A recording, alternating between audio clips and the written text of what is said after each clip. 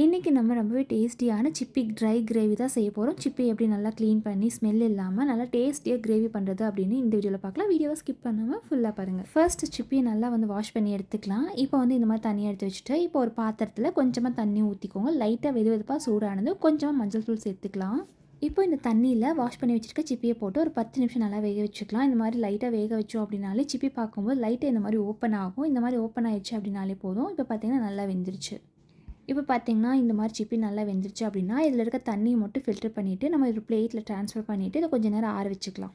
இப்போ இந்த சிப்பி எடுத்தீங்க அப்படின்னாலே இந்த உள்ளே இந்த சதை மாதிரி இருக்கும். இந்த சதையை மட்டும் மெதுவாக எடுத்துக்கோங்க. அவசரப்பட்டு எடுக்கக்கூடாது. மெதுவாக அந்த சதையை மட்டும் எடுத்துகிட்டு அந்த சதையில் பார்த்திங்கன்னா உங்களுக்கு பிளாக்காக இருக்கும். இந்த பிளாக்காக இருக்கிறத மட்டும் நல்லா க்ளீன் பண்ணி எடுத்துகிட்டு அது மறுபடியும் நல்லா வாஷ் பண்ணி எடுத்துக்கணும். நான் ஒரு கிலோ சிப்பி வாங்கியிருப்பேன். இப்போ 1 கிலோ வாங்கினோம் அப்படின்னா உங்களுக்கு க்ளீன் பண்ணதுக்கப்புறம் உங்களுக்கு இந்த அளவுக்கு தான் இருக்கும். உங்களுக்கு அதில் இருக்க ஓடு அந்த மாதிரி இருக்கிறதே உங்களுக்கு பாதி வேஸ்ட்டில் போயிடும். இந்த மாதிரி ஒரு அளவுக்கு தான் அந்த சதை மட்டும்தான் இந்த அளவுக்கு இருக்கும். ஸோ 1 கிலோ வாங்கினீங்க அப்படின்னா உங்களுக்கு இந்த மாதிரி ஒரு 200 கிராம் 150 கிராம் அளவுக்கு சிப்பி இருக்கும். இப்போ இதுக்கு மசாலா ரெடி பண்ணலாம். இப்போ நம்ம பிளேட்டில் எடுத்து வச்சுருக்க சிப்பிக்கு கொஞ்சமாக கருவேப்பிலை சேர்த்துக்கோங்க. அதுக்கப்புறம் கொஞ்சமாக மிளகாய்த்தூள், கொஞ்சமாக சீரகத்தூள், மஞ்சள் தூள் கொஞ்சமாக, மிளகுத்தூள் கொஞ்சமாக, தேவையான அளவுக்கு உப்பு சேர்த்துக்கலாம்.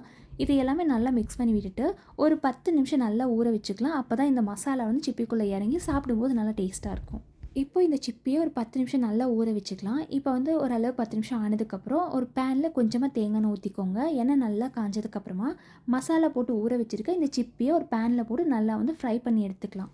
இப்போ சிப்பியை நல்லா ஃப்ரை ஆக்கி லைட்டாக கிறிஸ்பியாக வர மாதிரி வந்ததும் எடுத்து ஒரு பிளேட்டில் தனியாக வச்சுக்கலாம். அடுத்ததாக கிரேவி ரெடி பண்ணுறதுக்கு என்ன பண்ணலான்னு பார்க்கலாம். சிப்பி எடுத்ததுக்கப்புறமா அதே எண்ணெயில் சின்ன சின்னதாக கட் பண்ணி வச்சுருக்க வெங்காயத்தை போட்டு வெங்காயம் நல்லா ஃப்ரை ஆகணும். வெங்காயத்தை நல்லா வதக்கி விட்டுட்டு வெங்காயம் நல்லா வதங்கிடுச்சு அப்படின்னா இதில் கொஞ்சமாக இஞ்சி பூண்டு சேர்த்துக்கலாம்.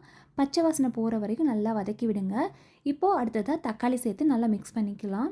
இப்போ தக்காளி சாஃப்டாகி எல்லாமே நல்லா வதங்கி வந்ததும் இப்போ கொஞ்சம் மிளகாய்த்தூள் சேர்த்துக்கலாம்.